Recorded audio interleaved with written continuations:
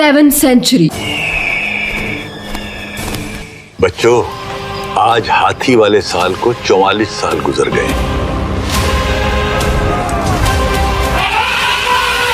Hi everyone, welcome back to my channel my sunshine. So आज हम देखने वाले हैं first female scholar of Islam. So this is our सहाबिया series episode 4। So yes, without any further ado, let's get started. 7th century। बच्चों, आज हाथी वाले साल को 44 साल गुजर गए।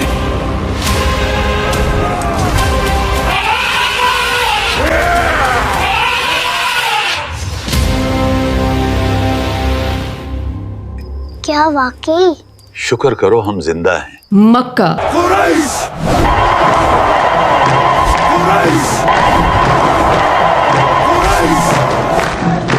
इस्लाम का आगाज। कहाँ है मोहम्मद का वो अल्लाह जिसे किसी ने नहीं देखा, जो हमारे खुदाओं के सामने खड़े होने की जुर्रत कर सके। अरब का ऐसा माशरा जहाँ पर औरतों को कमतर समझा जाता था।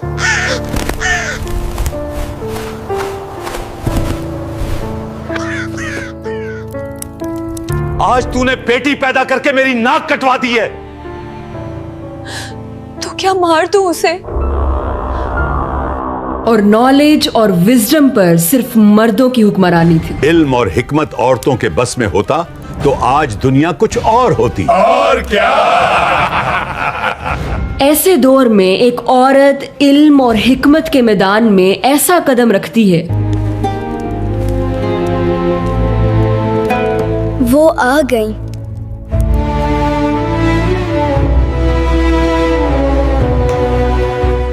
कि फिर बड़े बड़े आलिम उसके पास नॉलेज और विजडम हासिल करने आते हैं। इसके बारे में सिर्फ वही आपको बता सकती हैं। बहुत खूब। एक ऐसी खातून के जिसकी पाक दामनी की गवाही के लिए कुरान की आयत उतरती हैं। तुमने सुना साथ? उनके हक में आयत उतरी हैं। हाँ, मैंने सुना। और जो हजारों अहादीस को बयान करती है। लोगों में सबसे बेहतर वो है जो घर वालों के लिए सबसे बेहतर हो। आगे क्या लिखूं अम्मा जान? फर्स्ट फीमेल स्कॉलर ऑफ इस्लाम, हजरत आयशा रज़ियल्लाहु अन्हा।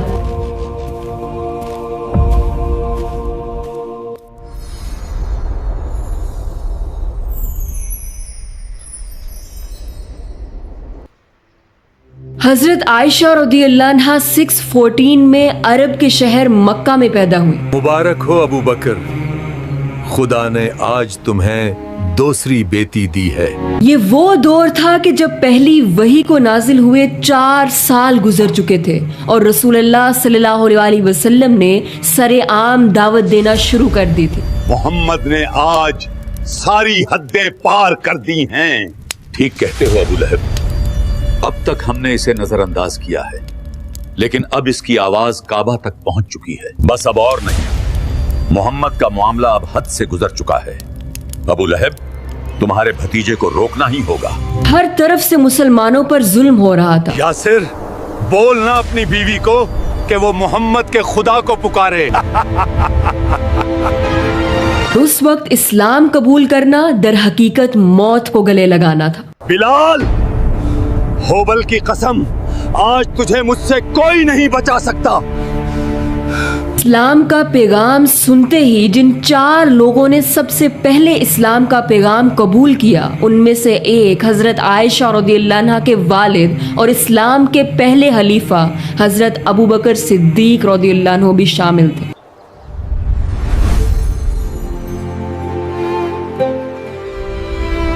क्या तुमने सुना? इन्होंने मुनकिरीन ज़कात के खिलाफ ऐलान किया है। हाँ, ये बात तो पूरे अरब में फैल चुकी है। हजरत आयशा रज़ियल्लाहु अन्हा का ताल्लुक अरब के कबीले कुरैश और कुरैश के एक सब ट्राइब बनु ताइम से था। हजरत आयशा रज़ियल्लाहु अन्हा की वालिदा का नाम रुमान रज़ियल्लाहु अन्हा था और उनका ताल्लुक कुरैश के सब ट्राइब कनाना से था। हजरत आयशा रज़ियल्लाहु अन्हा के 3 भाई थे, अब्दुर्रहमान बिन अबी बकर, अब्दुल्ला बिन अबी बकर, मोहम्मद बिन अबी बकर। और 2 बहनें थीं, अस्मा बिनते अबी बकर, उम्मे कुलसूम बिनते अबी बकर। हजरत आयशा रज़ियल्लाहु अन्हा बचपन से ही एलोकेंट, कम्युनिकेशन स्किल्स में बहुत एफिशिएंट थी। वो अपनी बात को इस अंदाज में लोगों के सामने रखती कि सुनने वाले को फौरन बात समझ आ जाती। हजरत आयशा रज़ियल्लाहु अन्हा की बहुत सी क्वालिटीज अपने वालिद हजरत अबू बकर सिद्दीक रज़ियल्लाहु अन्हु से मिलती थी, जैसे कि नॉलेज एंड विजडम। मदीना के हालात नाजुक हैं। क्या उसामा की फौज को भेजना दुरुस्त है? उनकी बसीरत हमारी फिक्रों से कहीं ज्यादा गहरी है।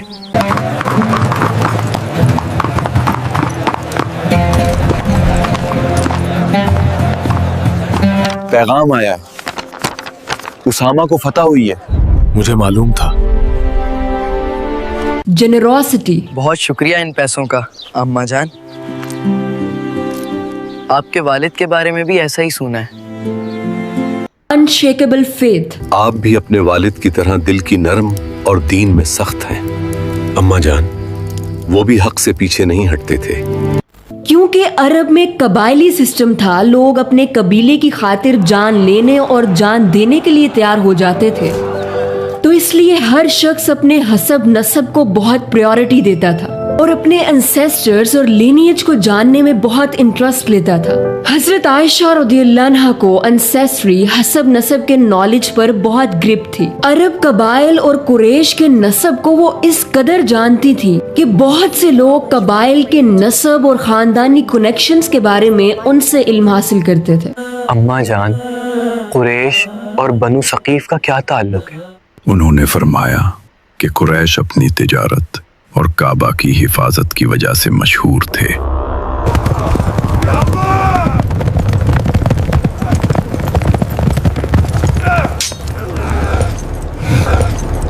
लूट लो इन्हें। हम काबा के मुहाफिज हैं कुरैश, जाने दो इन्हें। हम काबा की बहुत इज्जत करते हैं। बहुत शुक्रिया। और बनु सकीफ अपने मालो दौलत। ये ताइफ बनु सकीफ का है, इधर इनका ही राज है। खुदा ने इन्हें बहुत नेमतें दी हैं, दौलत, माल, मवेशी, इनाज और जंगजू सिपाही। उन्होंने फरमाया सदियों पहले उनमें रिश्ते भी होते थे।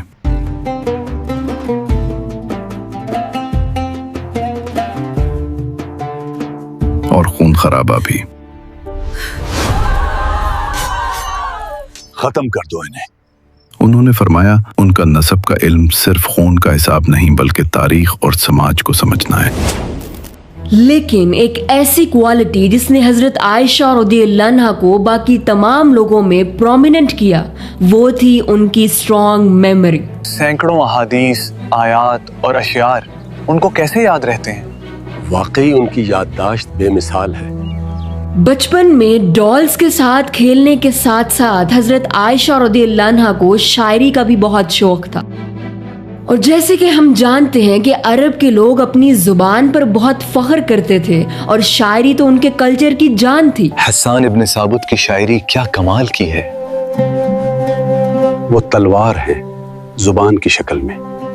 और ये शायरी ही थी कि जिसके जरिए अरब अपनी तारीफ, दुश्मन की बुराई, लव, इमोशंस, ब्रेवरी सब पोइट्री के जरिए बयान करते थे। यहाँ तक कि पोइट्री कंपटीशंस करवाए जाते।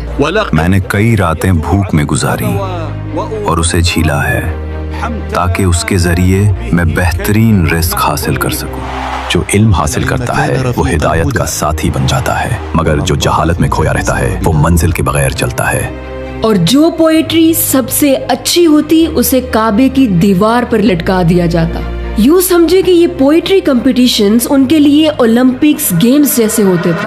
अरब क्योंकि जुबान को बहुत डीपली समझते थे, यही वजह है कि जब कुरान नाजिल हुआ, कुरान का स्टाइल इतना एलोकेंट और पावरफुल था कि जो अरब अपनी जुबान, अपनी पोइट्री पर इतना फख्र करते थे, वो भी ये कहने पर मजबूर हो गए। खुदा की कसम, मैंने ऐसे कलमात सुने हैं जो मैंने इससे पहले कभी नहीं सुने। ये ना तो शायरी है ना जादूगरी। ये क्या कह रहे हो उतबा? मेरी राय है कि मोहम्मद को तन्हा छोड़ दो। इससे घटिया बात मैंने आज तक नहीं सुनी। हजरत आयशा रज़ियल्लाहु अन्हा को बचपन से ही पोइट्री का बहुत शौक था और अपनी स्ट्रॉन्ग मेमोरी की वजह से बड़े बड़े पोइट्स की पोइट्री उन्हें जुबानी याद होती। लेकिन हजरत आयशा रज़ियल्लाहु अन्हा पोइट्री को सिर्फ तारीफ के लिए नहीं बल्कि विजडम और फ्रूटफुल नॉलेज को डिलीवर करने के लिए इस्तेमाल करती थी। हजरत आयशा रज़ियल्लाहु अन्हा ने कभी बुत परस्ती नहीं की और ना ही अपने वालिदैन को करते देखा। वो खुद फरमाती हैं, सही बुखारी में मौजूद है, जब से मैंने होश संभाला मैंने अपने वालिदैन को दीने इस्लाम पर ही पाया। अरब में ये रिवाज था कि लड़कियों की एंगेजमेंट कम उम्र में ही कर दी जाती और जब लड़की एज ऑफ मेच्योरिटी को क्रॉस करती और बायोलॉजिकली एडल्ट हो जाती तब उसकी रुखसती कर दी जाती। और अरब में मेजॉरिटी केसेस में निकाह कबीलों के इत्तेहाद के लिए किए जाते थे। ऐ बकर के सरदार, मेरी बेटी हिंद को तुम्हारे बेटे कैस के निकाह में देता हूँ ताकि कबीले एक हो जाएं। हजरत आयशा रज़ियल्लाहु अन्हा की भी एंगेजमेंट बचपन में कबीला बनु नौफल से ताल्लुक रखने वाले मुतअम बिन अदी के बेटे जुबैर बिन अदी से की गई थी। मेरा दिल बहुत खुश हुआ है, हमारे बच्चे सदा खुश रहेंगे। और ये एंगेजमेंट हजरत आयशा रज़ियल्लाहु अन्हा के वालिदैन ने इस्लाम कबूल करने से पहले की थी। 619 में हजरत खदीजा रज़ियल्लाहु अन्हा की डेथ के बाद रसूलुल्लाह सल्लल्लाहु अलैहि वसल्लम बहुत ज्यादा गमगीन रहने लगे। ये साल आमुल होजन है, पहले उनके चचा गुजर गए और अब उनकी बीवी भी। ठीक कहते हो। उस वक्त आप सल्लल्लाहु अलैहि वसल्लम की उम्र मुबारक 50 साल हो चुकी थी और घर में बच्चे भी थे और इस्लाम की दावत की जिम्मेदारी भी थी। हजरत खदीजा रज़ियल्लाहु अन्हा की रिलेटिव्स में से एक औरत खौला बिनते हकीम रज़ियल्लाहु अन्हा जो कि मैच मेकर थी, वो एक दिन रसूलुल्लाह सल्लल्लाहु अलैहि वसल्लम के पास हाजिर होती हैं और अर्ज करती हैं, क्या आप अब निकाह नहीं करेंगे? रसूलुल्लाह सल्लल्लाहु अलैहि वसल्लम ने फरमाया, किससे? खौला बिनते हकीम रज़ियल्लाहु अन्हा ने कहा, एक कंवारी है और एक बेवा। रसूलुल्लाह सल्लल्लाहु अलैहि वसल्लम ने फरमाया, कंवारी कौन है? खौला बिनते हकीम रज़ियल्लाहु अन्हा ने कहा, आयशा बिन्तो अबी बकर। रसूलुल्लाह सल्लल्लाहु अलैहि वसल्लम ने फरमाया, और बेवा कौन है? सूदा बिनते जुमा। रसूलुल्लाह सल्लल्लाहु अलैहि वसल्लम ने फरमाया, दोनों के बारे में बात करो। खौला रज़ियल्लाहु अन्हा ने ऐसा ही किया और पहले रसूलुल्लाह सल्लल्लाहु अलैहि वसल्लम का निकाह हजरत सौदा रज़ियल्लाहु अन्हा से हुआ और 620 में हिजरत मदीना से 2 साल पहले हजरत आयशा रज़ियल्लाहु अन्हा से निकाह हुआ और रुखसती कुछ साल बाद मदीना में हुई।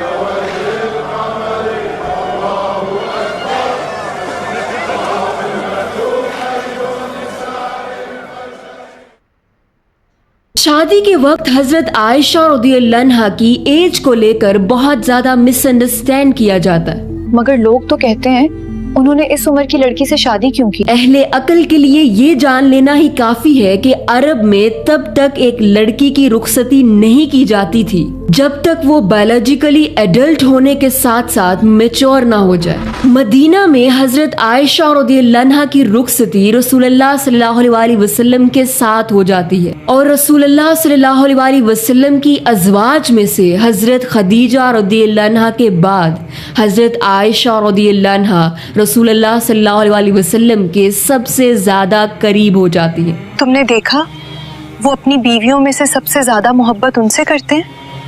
बिल्कुल ऐसा ही है। हजरत आयशा रज़ियल्लाहु अन्हा और रसूलुल्लाह सल्लल्लाहु अलैहि वसल्लम की अज़दवाजी जिंदगी बहुत खूबसूरत और मोहब्बत से भरी हुई थी। रसूलुल्लाह सल्लल्लाहु अलैहि वसल्लम बर्तन में उस जगह से खाते और पीते जहां से हजरत आयशा रज़ियल्लाहु अन्हा ने खाया और पिया होता। हजरत आयशा रज़ियल्लाहु अन्हा के साथ दौड़ लगाते, सफर में अपने साथ लेकर जाते। ये शादी एक आम रिश्ते की तरह नहीं थी, बल्कि मोहब्बत, एतमाद, लव, ट्रस्ट, इंजॉयमेंट और दीन की खिदमत से भरी हुई थी। लेकिन फिर एक ऐसा वाक़या होता है जो रसूलुल्लाह सल्लल्लाहु अलैहि वसल्लम और हजरत आयशा रज़ियल्लाहु अन्हा को गमगीन कर देता। 6 हिजरी गज़वा बनीउल मुस्तलिक, कबीला बनीउल मुस्तलिक के खिलाफ लड़ी जाने वाली एक बहुत शॉर्ट सी जंग थी।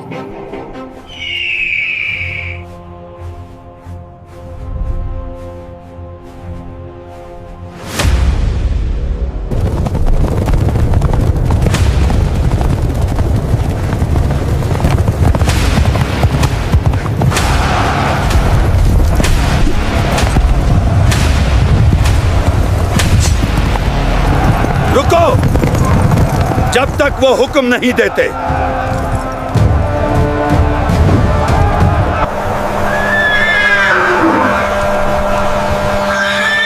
ये पानी तो सहरा की रातों से भी ठंडा है। मरेसी के पानी जैसा कोई पानी नहीं। हमला करो! हमला!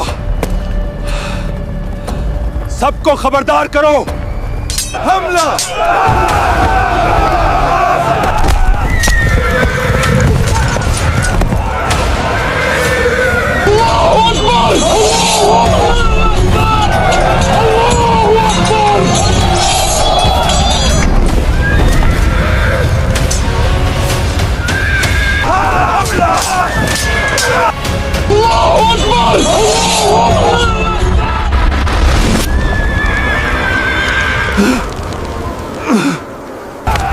हमें छोड़ दो! हमें छोड़ दो! हमें बख्श दो! हमें बख्श दो! रो मत, हम औरतों पर हमला नहीं करते। अल्लाह अकबर! और कबीला बनीउल मुस्तलिक के लोगों को कैदी बना लिया जाता है। इन कैदियों में कबीले के सरदार हारिस बिन अबी दरार की बेटी जवेरिया बिनते अल हारिस भी होती हैं, जिनसे बाद में रसूलुल्लाह सल्लल्लाहु अलैहि वसल्लम निकाह कर लेते हैं। इसी निकाह के नतीजे में बहुत से कैदी आजाद कर दिए जाते हैं और बाद में पूरा कबीला इस्लाम कबूल कर लेता है। हम सब आप पर ईमान लाते हैं। हम सब इस्लाम कबूल करते हैं। लेकिन इसी गज़वा से वापसी पर एक वाक़या पेश आता है। गज़वा मुस्तलक की वापसी पर एक स्टे के दौरान आराम से नेचुरल नीड के लिए हजरत आयशा का हौदज जमीन पर रखा गया और हजरत आयशा नेचुरल नीड के लिए दूर चली गईं।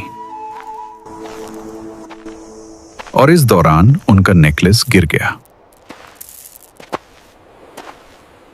जब वो वापस आई और बैठने लगी तो महसूस किया कि नेकलेस उनके पास नहीं, तो फौरन उसकी तलाश में निकल पड़ी। हौदज उठाने वालों ने प्राइवेसी की वजह से बगैर देखे हौदज उठा लिया और काफिला रवाना हो गया। जब हजरत आयशा रज़ियल्लाहु अन्हा वापस आई तो काफिला जा चुका था, तो उन्होंने वहीं रात गुजारने का फैसला किया ताकि अगर कोई वापस उनकी तलाश में आए तो उन्हें वहीं मौजूद पाए। चूंकि अरब के सफर और काफिलों की पुरानी रवायत थी कि जब भी कोई कारवान सफर करता था तो उसके साथ बहुत से मुहाफिज होते थे। तुम पीछे जाओ, पीछे से ऊंटों का ध्यान रखो।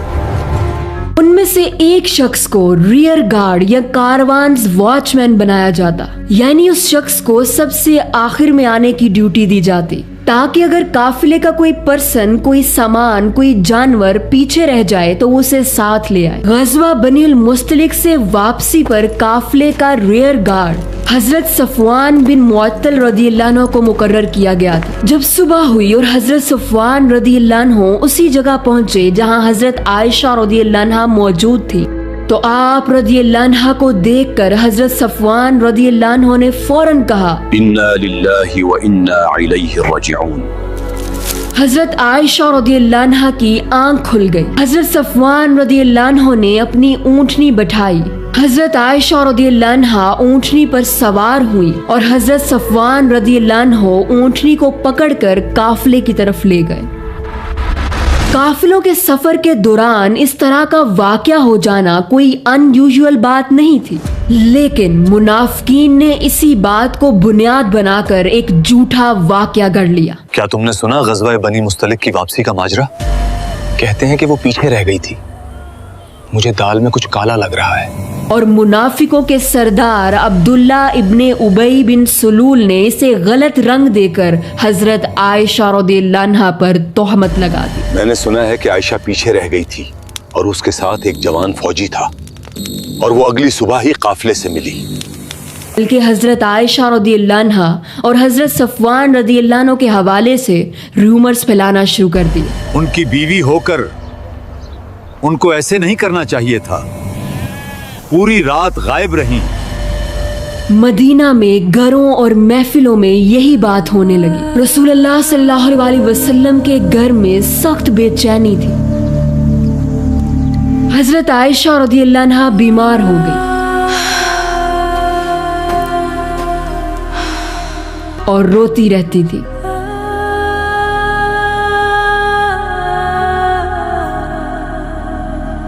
एक महीना गुजर चुका था और रसूलुल्लाह सल्लल्लाहु अलैहि वसल्लम वही के इंतजार में थे। हजरत आयशा रदियल्लाहु अन्हा, हजरत उम्रुमान रदियल्लाहु अन्हा और हजरत अबू बकर सिद्दीक रदियल्लाहु अन्हु बैठे होते हैं। इतने में रसूलुल्लाह सल्लल्लाहु अलैहि वसल्लम तशरीफ लाते हैं। सब उदास हैं, लेकिन एज अ प्रॉफिट रसूलुल्लाह सल्लल्लाहु अलैहि वसल्लम हजरत आयशा रदियल्लाहु अन्हा से फरमाते हैं, ए आयशा, मुझे तुम्हारे बारे में ऐसी बात पहुंची है, अगर तुमने गुनाह नहीं किया तो अल्लाह ताला तुम्हें बेगुनाह साबित कर देगा, और अगर तुमने गुनाह किया है तो अल्लाह से मगफिरत तलब करो। हजरत आयशा रदियल्लाहु अन्हा की आंखों में आंसू हैं और वो फरमाती हैं कि मैं जानती हूँ कि अगर मैं कहूँ कि मैं बेगुनाह हूँ और अल्लाह जानता है मैं बेगुनाह हूँ, तो भी आप लोग मेरी बात पर यकीन नहीं करोगे, और अगर मैं कुछ और कहूँ जिसके बारे में अल्लाह जानता है कि वो गलत है, तो आप लोग मान लोगे। और हजरत आयशा रदियल्लाहु अन्हा ने कहा कि मैं वही कहूंगी जो याकूब अलैहिस्सलाम ने कहा था, फसब्रुन जमील वल्लाहुल मुस्तआनु अला मा तासिफून। और हजरत आयशा रदियल्लाहु अन्हा रोने लगी। रसूलुल्लाह सल्लल्लाहु अलैहि वसल्लम और हजरत आयशा रदियल्लाहु अन्हा की मोहब्बत को सामने रखते हुए जरा इस सिचुएशन को इमेजिन करें, कितना मुश्किल था। हर तरफ उदासी छाई हुई थी। एक महीना गुजर चुका था और वही नाजिल नहीं हुई थी। फिर अचानक रसूलुल्लाह सल्लल्लाहु अलैहि वसल्लम पर वही नाजिल होना शुरू हुई।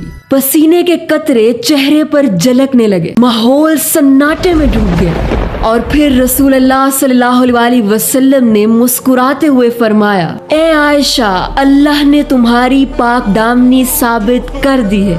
हजरत अबू बकर सिद्दीक रदियल्लाहु अन्हु और उम्रुमान रदियल्लाहु अन्हा की आंखों से आंसू बहने लगे और हजरत आयशा रदियल्लाहु अन्हा ने फरमाया, मैं अल्लाह ही का शुक्र अदा करती हूँ। उस दिन मदीना की फिजा बदल गई। सच्चाई ने तोहमत को शिकस्त दे दी और कुरान ने हमेशा के लिए ऐलान कर दिया। जिस तरह से हजरत आयशा रदियल्लाहु अन्हा ने इस पूरी सिचुएशन को इस हदीस में बयान किया है, जब आप इस हदीस को पढ़ते हैं तो यकीन करें कि आपकी आंखें नम हो जाती हैं, क्योंकि पता चलता है कि असल मोहब्बत तो मुश्किल वक्त में एक दूसरे पर ट्रस्ट करना है, एक दूसरे का साथ देना है। And you will also know that this is called the real तवक्कुल ऑन अल्लाह। जब आप पाक दामन होते हैं तो अल्लाह खुद आपकी पाकीज़गी और बेगुनाही साबित कर देता है। और हजरत आयशा रदियल्लाहु अन्हा के पाक दामन होने की गवाही क़यामत तक कुरान में महफूज कर दी गई है। सूरह नूर की ये आयत नाजिल होने के बाद मुनाफिकीन नाकाम हो जाते हैं और हजरत आयशा रदियल्लाहु अन्हा का मकाम व मर्तबा और बढ़ जाता है। क्या तुमने सुना? उनकी सच्चाई के बारे में आयतें नाजिल हुई हैं। हाँ मेरी बहन, मैंने भी सुना है। इस पूरी सिचुएशन के बाद हजरत आयशा रज़ियल्लाहु अन्हा और रसूलुल्लाह सल्लल्लाहु अलैहि वसल्लम की मोहब्बत में मजीद इजाफा हो जाता है। हजरत आयशा रज़ियल्लाहु अन्हा रसूलुल्लाह सल्लल्लाहु अलैहि वसल्लम को हर तरह से कंफर्ट देती। हजरत आयशा रज़ियल्लाहु अन्हा रसूलुल्लाह सल्लल्लाहु अलैहि वसल्लम से सवालात करती और रसूलुल्लाह सल्लल्लाहु अलैहि वसल्लम बेहतरीन अंदाज में उनकी रहनुमाई फरमाते। 6:30 में रसूलुल्लाह सल्लल्लाहु अलैहि वसल्लम बहुत सी मुश्किलात को अबूर करते हुए, मुसलमानों को लीड करते हुए अल्लाह के हुक्म से मक्का को फतह कर लेते हैं। वो मक्का जिसने रसूलुल्लाह सल्लल्लाहु अलैहि वसल्लम को इतनी मुश्किलात दी कि रसूलुल्लाह सल्लल्लाहु अलैहि वसल्लम ने हिजरत कर ली। आज रसूलुल्लाह सल्लल्लाहु अलैहि वसल्लम शान और फतह के साथ मक्का में दाखिल हो रहे थे। फतह मक्का के बाद रसूलुल्लाह सल्लल्लाहु अलैहि वसल्लम बीमार रहने लगते हैं। मुख्तलिफ तबीब आते हैं और इलाज करने की कोशिश करते हैं, लेकिन रसूलुल्लाह सल्लल्लाहु अलैहि वसल्लम ने खुद को रफीकुल आला अल्लाह सुब्हानहू व तआला से मिलने के लिए तैयार कर लिया था। हजरत आयशा रज़ियल्लाहु अन्हा क्योंकि रसूलुल्लाह सल्लल्लाहु अलैहि वसल्लम से बहुत मोहब्बत करती थी, इसलिए वो मुख्तलिफ डॉक्टर्स के साथ मशवरा करती और रसूलुल्लाह सल्लल्लाहु अलैहि वसल्लम का बहुत ख्याल रखती ताकि रसूलुल्लाह सल्लल्लाहु अलैहि वसल्लम जल्द अज जल्द सेहतयाब हो जाए। लेकिन रसूलुल्लाह सल्लल्लाहु अलैहि वसल्लम की बीमारी की शिद्दत बढ़ती जा रही थी। एक दिन बीमारी की शिद्दत इतनी ज्यादा हो गई कि रसूलुल्लाह सल्लल्लाहु अलैहि वसल्लम बार बार नमाज के लिए कोशिश करने के बावजूद भी नमाज की इमामत न करवा सके और हजरत अबू बकर सिद्दीक रज़ियल्लाहु अन्हु से कहा कि आप इमामत करवाएं। रसूलुल्लाह सल्लल्लाहु अलैहि वसल्लम आखिरी वक्त में हजरत आयशा रज़ियल्लाहु अन्हा के हुजरे में ही रहते और बार बार पर्दे को हटाकर देखते कि क्या मुसलमान नमाज पढ़ रहे हैं या नहीं। रसूलुल्लाह सल्लल्लाहु अलैहि वसल्लम हजरत आयशा रज़ियल्लाहु अन्हा से इस कदर मोहब्बत करते थे कि आखिरी वक्त भी आप सल्लल्लाहु अलैहि वसल्लम ने हजरत आयशा रज़ियल्लाहु अन्हा के हुजरे में गुजारा। हजरत आयशा रज़ियल्लाहु अन्हा के मुंह से नरम की गई मिसवाक की और हजरत आयशा रज़ियल्लाहु अन्हा ही के सीने से टेक लगाए दुनिया से तशरीफ ले गए। خير رسول الله فاختار الرفيق الأعلى من الجنة قبض رسول الله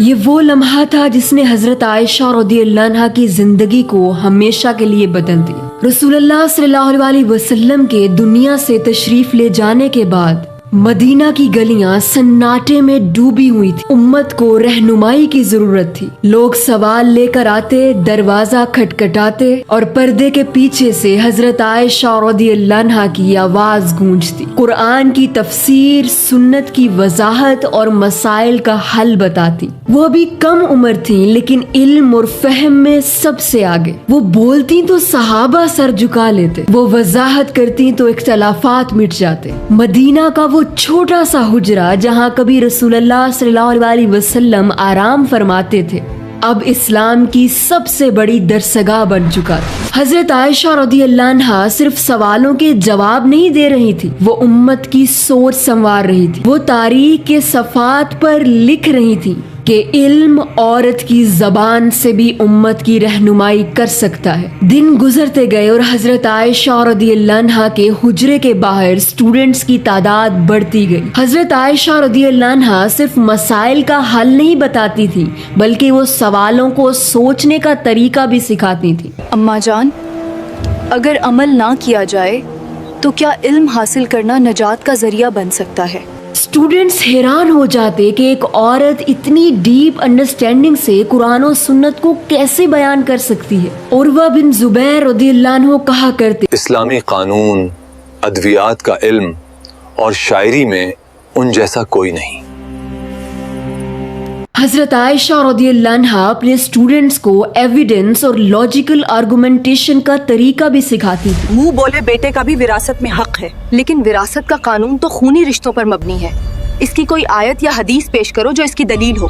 मदीना में हजरत आयशा रज़ियल्लाहु अन्हा ने इल्म का एक ऐसा चिराग जलाया जो सदियों बाद भी उम्मत के रास्ते रोशन कर रहा है। अम्मा आयशा की इस हदीस से मेरे और आमिर के दरमियान मसला ही हल हो गया। वही हदीस कि तुम पर तुम्हारी बीवियों का हक है और उनका तुम। She was wise, eloquent, fearless and compassionate woman। चाहे अज़दवाजी जिंदगी से रिलेटेड क्वेश्चंस होते, औरतों से रिलेटेड, नमाज से रिलेटेड, इनहेरिटेंस से रिलेटेड, चाहे रसूलुल्लाह सल्लल्लाहु अलैहि वसल्लम की जिंदगी से रिलेटेड, हजरत आयशा रज़ियल्लाहु अन्हा ऐसी दलील के साथ और ऐसे आसान अंदाज में गाइड करती कि पूछने वाले को फौरन आसानी से अपने सवाल का जवाब और मसले का हल मिल जाता। रसूलुल्लाह सल्लल्लाहु अलैहि वसल्लम के दुनिया से तशरीफ ले जाने के बाद हजरत आयशा रज़ियल्लाहु अन्हा के वालिदैन भी दुनिया से तशरीफ ले गए। पहले उनकी वालिदा रुखसत हो गई और आज उनके सदीक वालिद भी दुनिया से रुखसत हो गए। लेकिन हजरत आयशा रज़ियल्लाहु अन्हा ने अपने गमों को हिम्मत में बदल दिया और उम्मत की रहनुमाई को अपना मकसद बना लिया। हजरत आयशा रज़ियल्लाहु अन्हा कुरान की हाफिजा थी और इल्म बयान करते हुए उन्होंने कभी भी ग्रामेटिकल मिस्टेक नहीं की थी। आज हम जो दुआ कब्रिस्तान में जाकर मांगते हैं और जो दुआ हम रमजान में मांगते हैं वो हजरत आयशा रज़ियल्लाहु अन्हा ने ही बयान की है। अस्सलामु अला अहली दियार मिनल मुअमिनीन वल मुस्लिमीन व इन्ना इंशाअल्लाहु बिकुम लाहिकून नस्अलुल्लाह लना व लकुमुल आफिया। अल्लाहु अकबर।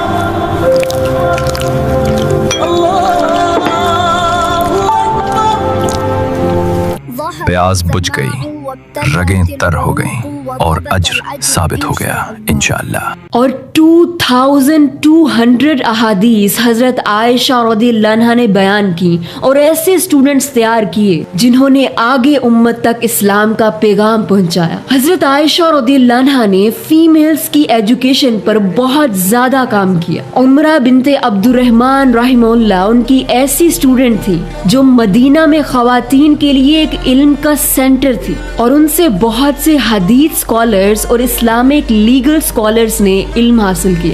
हजरत आयशा रज़ियल्लाहु अन्हा इस कदर जेनरस थी कि उनकी जेनरोसिटी की मिसालें दी जाती। चाहे घर में मौजूद सिर्फ 3 खजूरें हो, 1 सिंगल अंगूर हो, 1 कप ऑफ बार्ले हो या हजारों दिरहम हो, हजरत आयशा रज़ियल्लाहु अन्हा सब चैरिटी में दे देती और यहाँ तक कि अपनी चैरिटी को वो खुशबू लगा कर देती थी, क्योंकि वो ये समझती थी कि जो कुछ अल्लाह की राह में दिया जाए उसे बेहतरीन अंदाज में देना चाहिए। हजरत आयशा रज़ियल्लाहु अन्हा ने कभी पेट भर कर खाना नहीं खाया और मुसलमानों के उरूज के दौर में भी हजरत आयशा रज़ियल्लाहु अन्हा ने लग्जरियस लाइफस्टाइल को अडॉप्ट नहीं किया। और फिर एक वक्त ऐसा आता है कि हजरत उस्मान रज़ियल्लाहु अन्हु को शहीद कर दिया जाता है।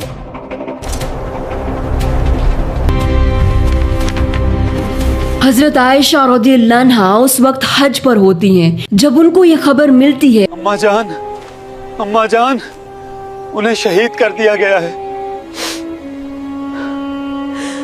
तो वो ये मौक़िफ़, ये स्टांस अपनाती हैं कि हमें फौरन कातिलीन उस्मान से बदला लेना चाहिए। हजरत अली रज़ियल्लाहु अन्हु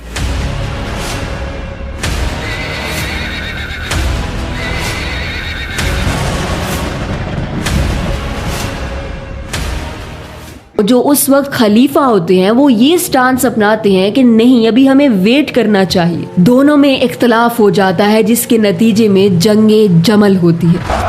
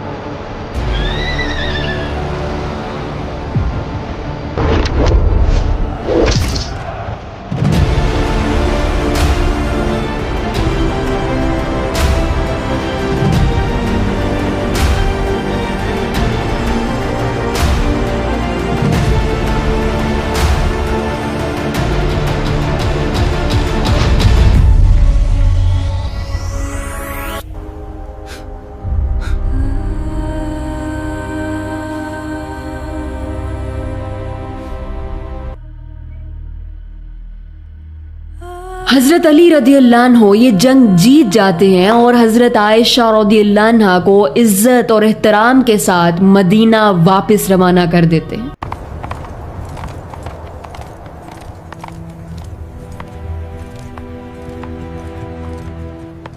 So that was just a political difference। बाद में हजरत आयशा रदियल्लाहु अन्हा भी सहाबा को मसाइल के हवाले से हजरत अली रदियल्लाहु अन्हु की तरफ रेफर करती और हजरत अली रदियल्लाहु अन्हु भी हजरत आयशा रदियल्लाहु अन्हा को प्रोटेक्ट करते थे। 58 हिजरी में हजरत आयशा रदियल्लाहु अन्हा बीमार रहने लगी। जब सहाबा को इल्म हुआ तो वो हजरत आयशा रदियल्लाहु अन्हा की अयादत के लिए आते। आज उनकी तबीयत कुछ ज्यादा ही खराब लग रही है, अल्लाह उनको शफा दे, वो हमारा कीमती असासा है। हजरत आयशा रदियल्लाहु अन्हा बीमारी के दौरान भी अल्लाह सुब्हानहू व तआला का जिक्र करती रहती।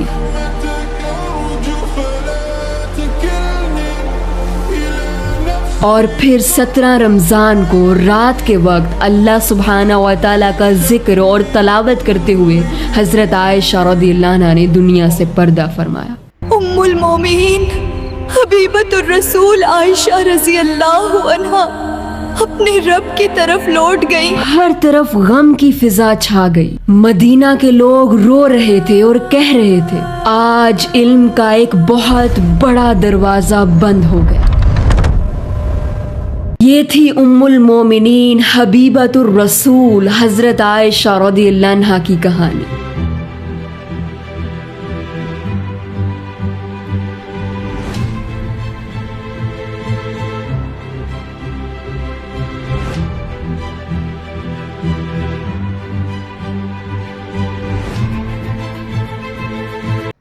Subhanallah, very beautiful contribution, very inspiring video, and at the same time very energetic. Subhanallah.